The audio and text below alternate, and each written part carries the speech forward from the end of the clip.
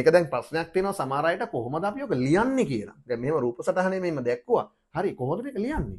ලියන විදිහ කියලා දෙන්නම්. හරි පුතේ ජ්‍යාමිතිය ගානක් කොහොමද බීජගණිතයෙන් හදන්නේ? නේද? ජ්‍යාමිතිය කිව්වම ගොඩක් අයට තියෙන ප්‍රශ්නයක් තමයි පේනවා, දැනෙනවා, ලියා ගන්න ගැටලුවක් තියෙනවානේ. ඒ වගේම තමයි ජ්‍යාමිතිය ගානක ලියන්න තියෙන දේවල් ටික දැක්කම සමහර අයට ජ්‍යාමිතිය එපා වෙනවා. ගොඩක් අයට ජ්‍යාමිතිය කියන්නේ හරි රසවත් එකක් නේ නේද? අනිත් පැත්තෙන්. ඒක තමයි සාමාන්‍ය වෙන දේ. ඉතින් ඒක නිසා මම ඔයාට ගානක් කියා දෙන්න යන්නේ ජ්‍යාමිතිය ගානක් අපි කොහොමද බීජගණිතයෙන් කරන්න කියලා.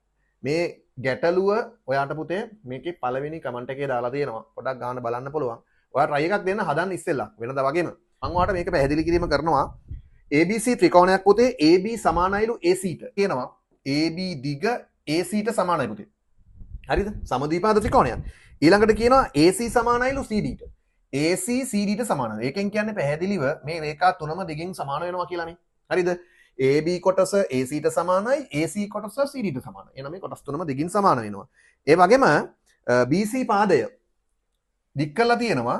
ඒක වෘත්තය Eහිදී කැපෙන පරිදි D දක්වා යා කරලා තියෙනවා. ඕක තමයි කතාව.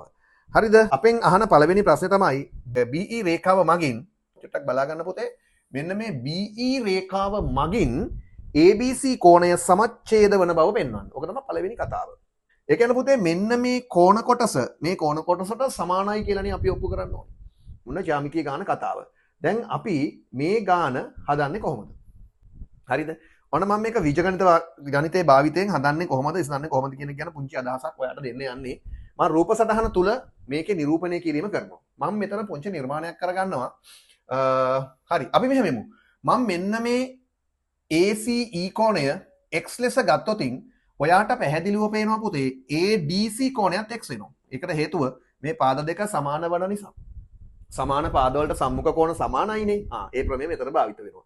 ඒ වගේම ඔයාට මේ ACB කෝණය 2x වෙනවා කියලා පේනවද? ඔව් පේනවා. කොහමද?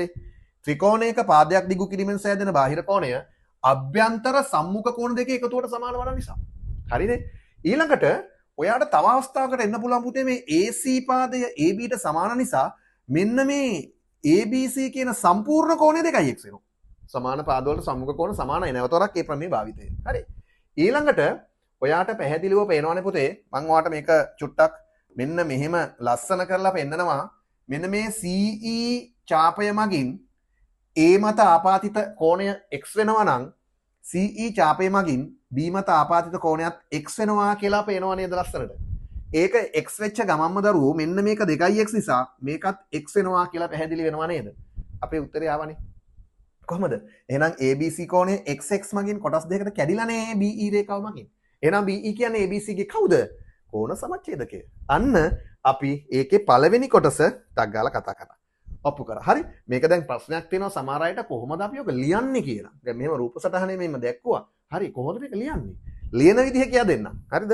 රයිට්. ඔන්න ඊළඟ එකට කියනවා බලන්න ABE ත්‍රිකෝණය මේ බලන්න පුතේ මම මේක චුට්ටක් ඔයාලට පැහැදිලි කරලා පෙන්නනවා. ABE ත්‍රිකෝණය මම මේ රතු පාටින් රැලි කරන්නේ දරුවෝ මෙන්න මේ ABE ත්‍රිකෝණය. මෙන්න මේ ABE ත්‍රිකෝණය CED ත්‍රිකෝණයට CED නම් පුතේ මට සිද්ධ වෙනවා නේද?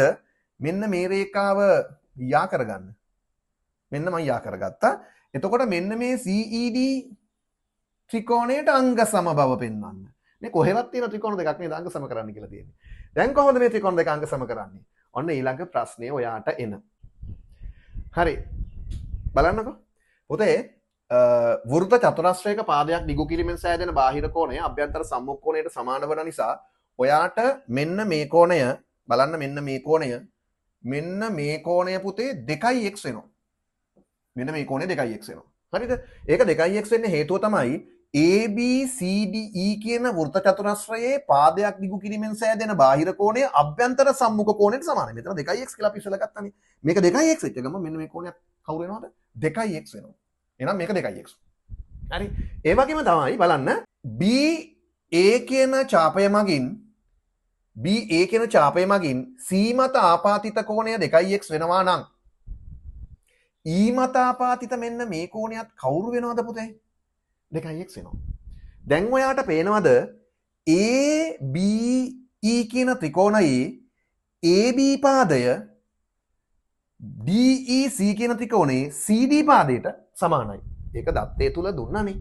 ඒ වගේම EDC කියන කෝණය x වෙනවා වගේම ABE කෝණයත් x වෙනවා. ඒක අපි හොයාගත්තානේ. දැන් පුතේ AEB කියන කෝණය 2x වෙනකොට DEC කියන කෝණය 2x වෙනවා. එහෙනම් මේ ත්‍රිකෝණ දෙකේ ඔයාලට පැහැදිලි කෝණ දෙකක් සහ අනුරූප පාදය. 2x සම්මුඛ පාදය තමයි AB, 2x සම්මුඛ පාදය තමයි CD. අනුරූප පාදය සමානයි. එහෙනම් මේ ත්‍රිකෝණය දෙක කෝණ පාද අවස්ථාවෙන් මොකද වෙන්නේ? අංග සම වෙනවා. හරිනේ. එතකොට සාමාන්‍යයෙන් මේ වගේ අංග සම අවස්ථාවක් හදන්න ගියාම පුතේ එකපාර පේන්නේ නැහැ. අපට දකින්න බෑ. ඒ වගේ වෙලාවට මේ බීජගණිත ක්‍රමය අපට ලේසියෙන් භාවිත කරන්න පුළුවන්. දැන් ඔයාගේ ප්‍රශ්නේ මොකද්ද?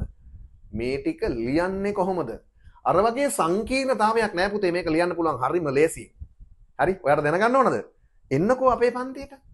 ඔන්ලයින් පන්තියට සම්බන්ධ වෙන්න පුතේ 6 ශ්‍රේණිය සිට 11 ශ්‍රේණිය දක්වා ලංකාව පුරා ඕනම දරුවෙකුට අපිත් එක්ක අපේ ඔන්ලයින් පන්තියට සම්බන්ධ වෙන්න පුළුවන්. එන්න අපි මේ හැම දෙයක්ම අඩුවක් නැතුව ලස්සනට ඔයාට කියා දෙනවා.